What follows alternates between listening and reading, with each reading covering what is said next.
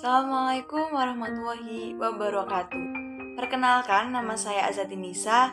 Saya berasal dari Desa Panggung, Kecamatan Kedung, Kabupaten Jepara, Provinsi Jawa Tengah. Pengertian kearifan lokal yang saya pahami yaitu kearifan lokal adalah bagian dari budaya suatu masyarakat yang tidak dapat dipisahkan dari budaya masyarakat itu sendiri. Kearifan lokal juga biasanya diwariskan secara turun-menurun dari satu generasi ke generasi melalui cerita dari mulut ke mulut. Selanjutnya yaitu 4 contoh kearifan lokal yang sangat melekat di daerah saya, yaitu diantaranya ada yang pertama perang obor, yang kedua lomban, yang ketiga baratan, yang keempat tenun troso. Selanjutnya saya akan menjelaskan dari 4 contoh kearifan lokal tersebut.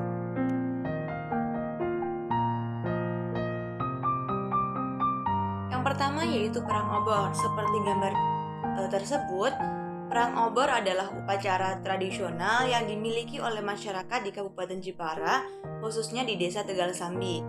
Perang obor rutin digelar setiap pada Senin Pahing, malam Selasa Pon di bulan Zulhijjah dalam kalender Jawa. Obor pada upacara tradisional tersebut adalah gulungan atau bentelan 2 atau 3 pelepah kelapa yang sudah kering dan bagian dalamnya diisi dengan daun pisang yang kering. Obor yang telah tersedia dinyalakan bersama untuk digunakan sebagai alat untuk saling menyerang, sehingga sering terjadi benturan-benturan obor yang dapat mengakibatkan pijaran-pijaran api yang besar, yang memunculkan nama perang obor, yaitu dari pijaran-pijaran api yang dibentur-benturkan. Fungsi dari perang obor tersebut yaitu mengingat kepercayaan masyarakat Jepara yang meyakini dengan legenda Ki Gemblong, yaitu yang benturan kedua obor yang menyebabkan api di tumpukan jerami di sebelah kandang, ternak yang awalnya sakit tiba-tiba sembuh. Jadi, kepercayaan terhadap api obor yang mampu mendatangkan kesehatan dan menolak balak inilah yang digunakan sebagai dasar pelaksanaan perang obor, yang dimana masyarakat di Jepara, khususnya di daerah Tegal Sambi, yang meyakini bahwa perang obor tersebut mampu mendatangkan kesehatan dan menolak balak. Dalam pemberdayaan masyarakat terkait perang obor, yaitu mau tidak mau Kintelan memang sangat akrab dengan festival perang obor. Banyak juga warga yang datang ke festival perang obor demi berburu makanan unik khas Jepara ini.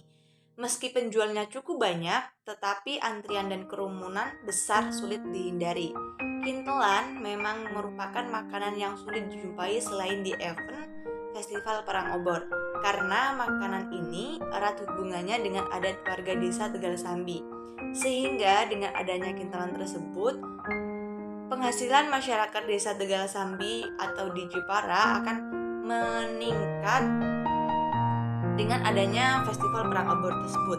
Selain itu, ada juga di lahan pekarangan rumahnya akan dijadikan sebagai tempat parkir, yang dimana parkir tersebut membayar uang, yaitu senilai 2.000 setiap motornya ataupun 2.000 setiap kepala untuk menonton pertunjukan tersebut, sehingga mampu meningkatkan ekonomi di daerah Tegal Sambi dalam festival perang obor tersebut.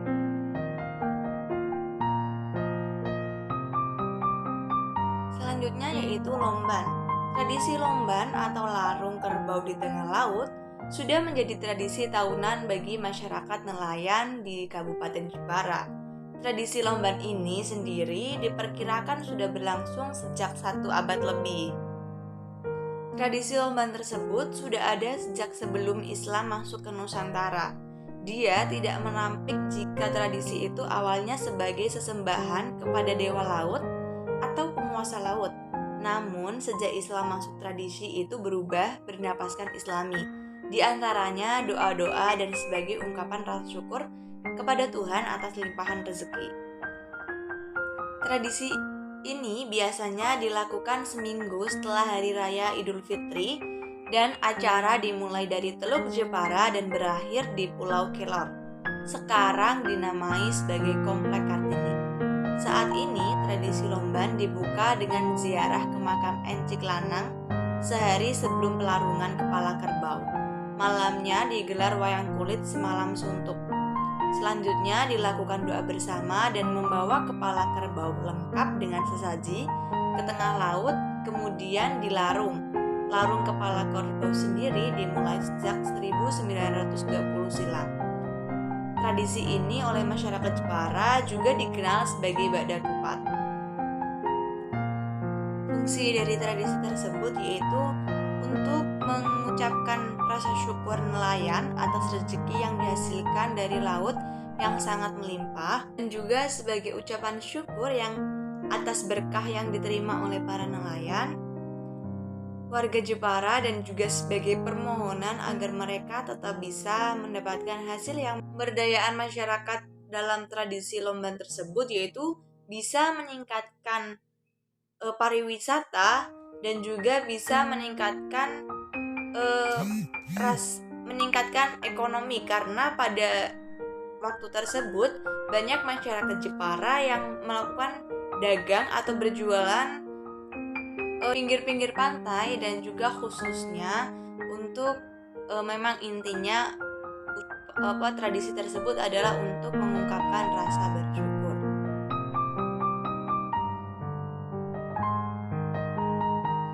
Selanjutnya yaitu Baratan. Baratan adalah salah satu tradisi karnaval masyarakat Jepara yang erat kaitannya dengan Ratu Kalinyamat. Kata Baratan berasal dari sebuah kata bahasa Arab yaitu baroah, yang berarti keselamatan atau barokah, yang berarti keberkahan. Ritual sederhananya yaitu setelah sholat maghrib, umat Islam desa setempat tidak langsung pulang. Mereka tetap berada di masjid atau musola untuk berdoa bersama. Surat Yasin dibaca 3 kali secara bersama-sama, dilanjutkan sholat isya berjamaah.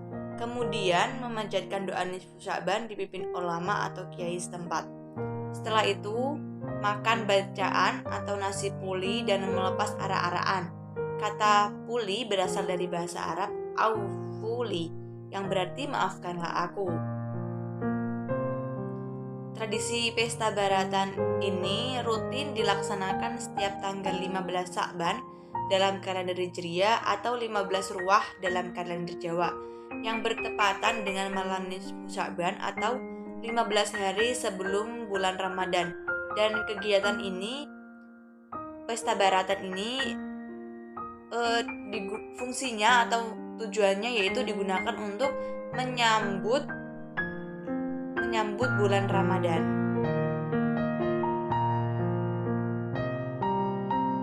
Selanjutnya yaitu Tenun Troso. Troso adalah nama salah satu desa yang terdapat di Kecamatan Pecangaan, Kabupaten Jepara. Di desa inilah tempat komunitas pengrajin tenun ikat troso berada. Sebenarnya tenun troso adalah teknik tenun gedok dan kemudian dalam kurun waktu yang cukup panjang berkembang menjadi tenun ikat. Namun masyarakat Kabupaten Jepara dan sekitarnya lebih mengenal dengan sebutan tenun troso. Cara pembuatan tenun troso ini lumayan rumit. Dimulai dari penyusunan benang yang ditata rapi berjajar yang disebut dengan ngeteng pelangkan. Benang yang ditata rapi tersebut kemudian dikaitkan dengan pelangkan atau rangkaian kayu berbentuk kotak yang disebut nali atau mengikat motif dengan tali rafia.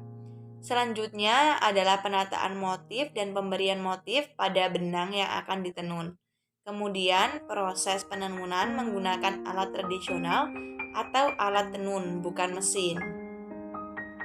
Berbagai motif tenun seperti tenun sutra, tenun rangrang, tenun rajut, tenun endek, tenun motif scarf, dan tenun motif Kalimantan dan lainnya dijumpai di toko tenun di desa Troso.